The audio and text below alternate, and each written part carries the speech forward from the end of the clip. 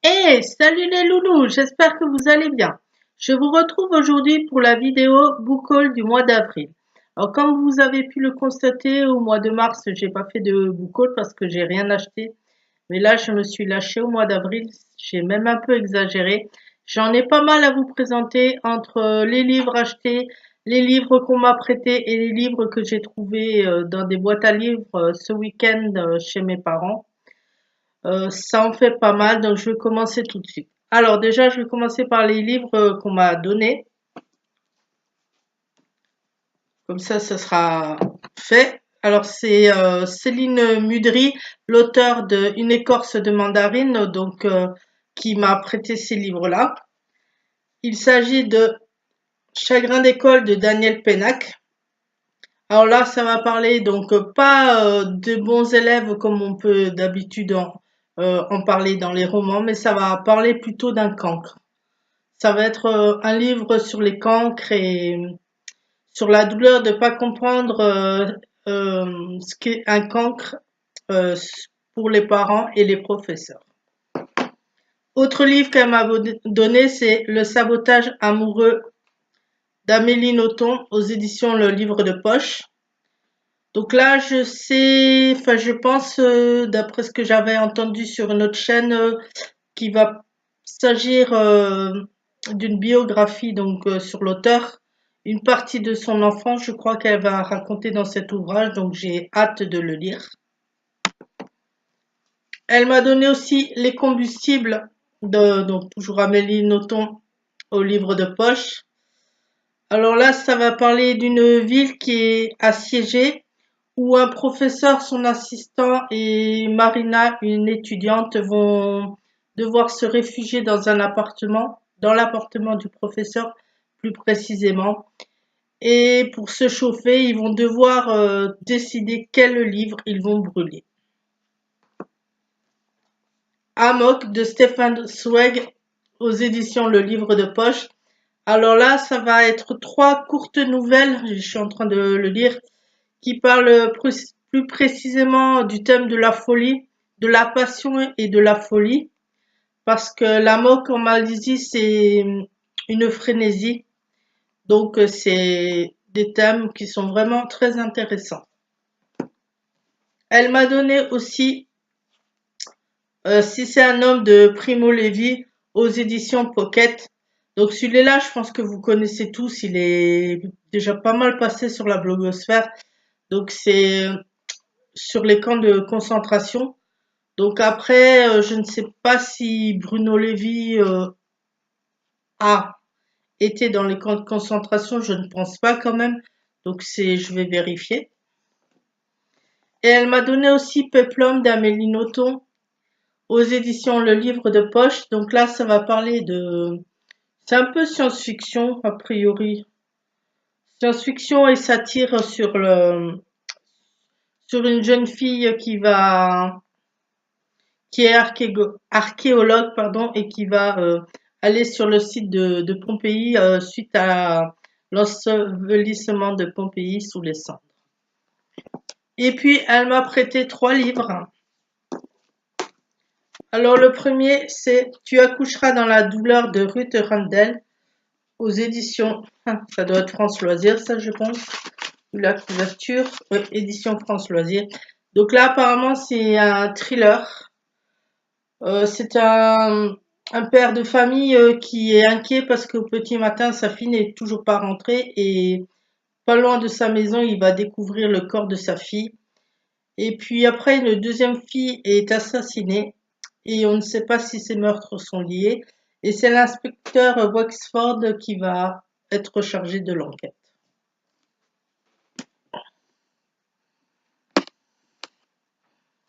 Autre livre qu'elle m'a prêté, La fille du train de Paula Hawkins aux éditions Pocket. Donc celui-là, il est aussi assez connu. Donc c'est Rachel qui prend le train tous les jours de sa banlieue pour aller jusqu'à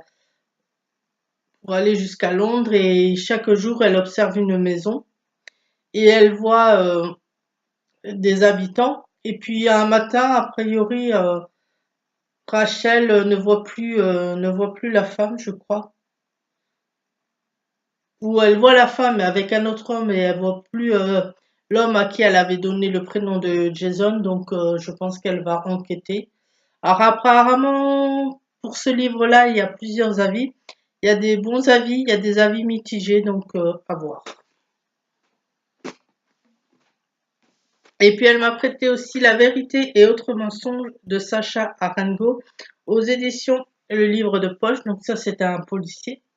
Alors c'est basé sur l'histoire d'un homme qui s'appelle Henri, qui est un écrivain et qui a apparemment un secret, ou qui a fondé sa vie sur des mensonges, et ces mensonges vont être mis à rude épreuve, ou ils vont être a priori dévélés par sa maîtresse.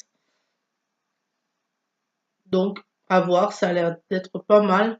Est-ce qu'on va apprendre le secret de cet homme? Est-ce qu'on va apprendre pourquoi il a menti à sa femme? Je ne sais pas.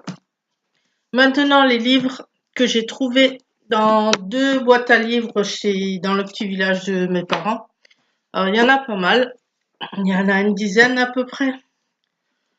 Donc, on va commencer tout de suite parce que sinon, ça va être très très long. Alors, le premier, c'est un policier, c'est Claire de Loup de J. Waters. Alors, je pense qu'on prononce comme ça, j'espère. Je sais même pas de quoi il parle. Celui-là, apparemment, c'est un cadavre qui a été retrouvé dans la fosse aux lions du zoo de Maubeuge. Donc, ça va être l'enquête sur ce meurtre, je pense. Plus a priori, une disparition aussi d'une jeune femme. Donc, est-ce que les deux sont liés? Je ne sais pas. J'habite dans la télévision de Chloé Delhomme. Aux éditions, j'ai lu.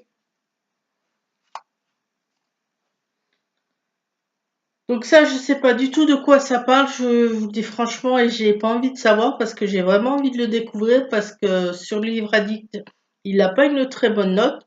Donc justement, j'ai bien envie de voir pourquoi. La singulière tristesse du gâteau au citron d'Aimé Bender aux éditions Point.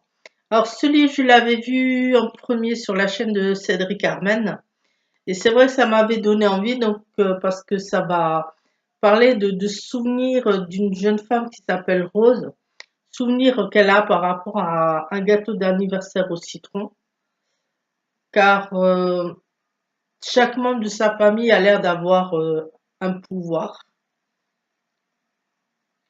Quel pouvoir, je ne sais pas. Est-ce que c'est lié aux odeurs ou est-ce que c'est lié à autre chose? Donc, c'est à découvrir. Plus ça va, c'est pas écrit trop gros ni trop petit, donc je pense que ça va être assez vite lu. Autre livre que j'ai pris, c'est toujours dans la boîte aux livres, c'est Poison vert de Patrick Nautret. Alors là, je vous avoue, franchement, j'ai beau chercher hier, je sais pas du tout quelle maison d'édition c'est. La seule chose que j'ai vue à la fin, c'est marqué achevé d'imprimer par Rodessa. Alors si vous savez à quoi correspond cette maison d'édition, parce que nulle part ailleurs c'est marqué ce que c'est un peu bizarre, mais bon. Et là, je sais pas du tout de quoi ça parle. Je vois juste la phrase d'accroche sur la 4e de couverture. Pour un premier roman, Patrick Nautret montre un savoir-faire peu commun grâce à un sens développé de l'intrigue, de la construction et de l'humour. Cet ingénieur agronome sait de quoi il parle lorsqu'il se lance dans un thriller écologique. Donc, pareil, à découvrir. Qui es-tu, Alaska de John Green aux éditions Pulp Fiction. Je pense que c'est les éditions Pulp Fiction ou c'est une collection Pulp Fiction plutôt. Ouais, c'est ça, plutôt. Donc, édition Gallimard, collection Pulp Fiction, pardon. Ah, il n'y a pas beaucoup de luminosité, j'espère que vous allez bien voir tout ce que je vous montre.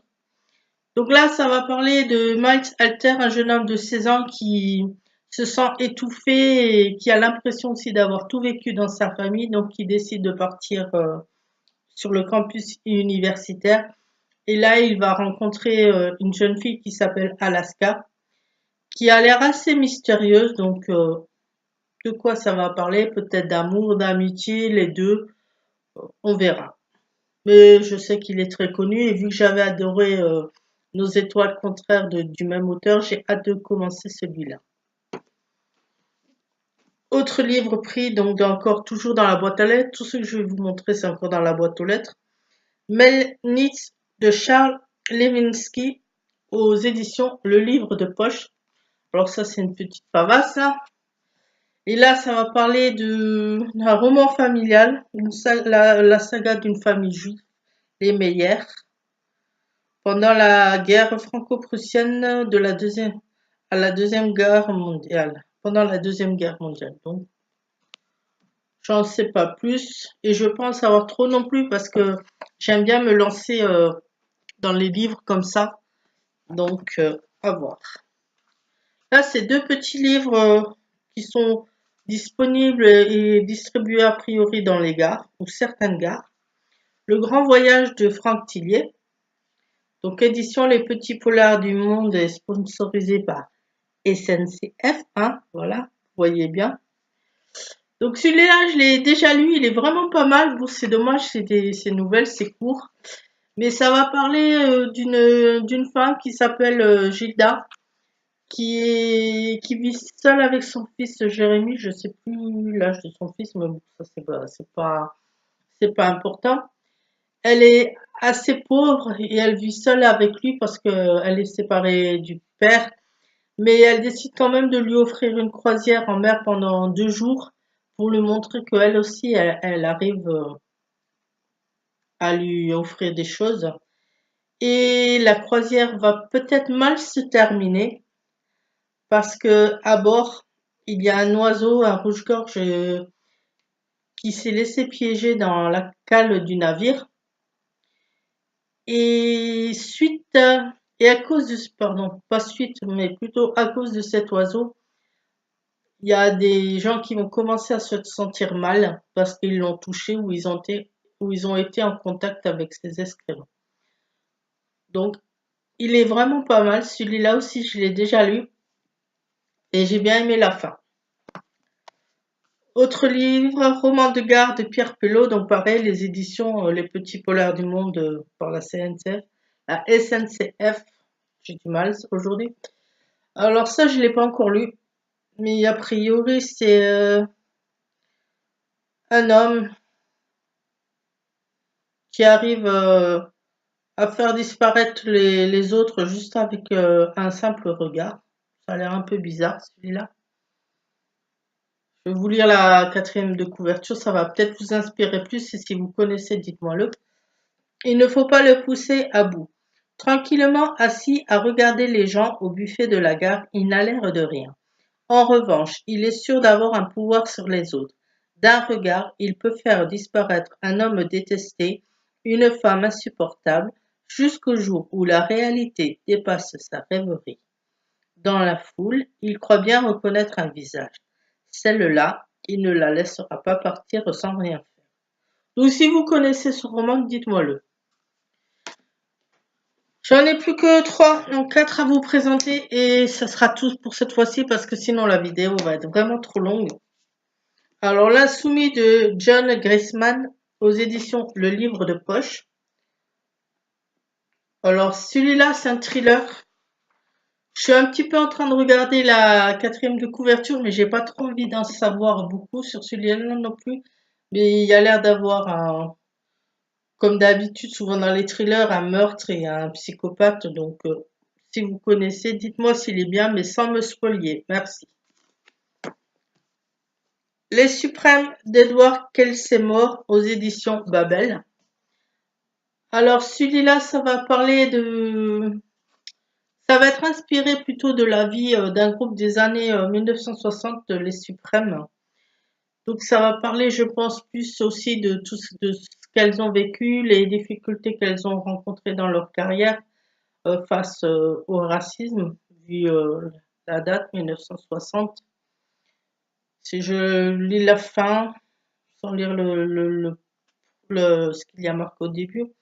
Invitation à une lecture aussi décalée que féconde de la problématique raciale aux États-Unis. Ce formidable roman de l'amitié et de la résilience s'affirme comme un exemplaire de défense et illustration de l'humanisme, conçu comme la plus réjouissante des insurrections. Oui, donc ça va parler voilà d'amitié, de amitié, problème de racisme, comment elles ont fondé leur groupe, etc. Je pense que ça va être dans ce genre. Mais ça a l'air assez intéressant et il y a de quoi faire aussi. L'armée de Vichy, le corps des officiers français 1940 à 1944 de Roberto Paxton. Alors là, c'est aux éditions Le Club. Alors celui-là, je sais pas du tout de quoi ça parle. Je pense pas que ce soit un roman. A priori, ça a l'air d'être plus un documentaire. Et c'est sur une période qui m'intéresse beaucoup, la Seconde Guerre mondiale. Donc j'ai hâte de le lire aussi. Et vu comme ça a l'air d'être fait, ouais, c'est plus documentaire que roman historique. Et le dernier, Le Sceau du diable de Peter Tremen aux éditions 10-18. Donc là, c'est en Irlande, en l'an de grâce 671, et apparemment, ça va parler de religion. Peut-être aussi, je pense, d'ésotérisme, tout ce qui est ésotérisme. Donc, à voir. Celui-là, j'ai pas envie d'en savoir trop non plus, donc je vous en dis pas trop. Je vois juste qu'il y a marqué religieuse, juriste et sœur du roi de Munam, Fidelma de Kildare devra démêler un écheveau de mystères plus complexe et sanglant qu'elle n'en a jamais rencontré. Je vais vous dire juste cette phrase-là d'accroche. Le reste, j'ai pas envie de savoir.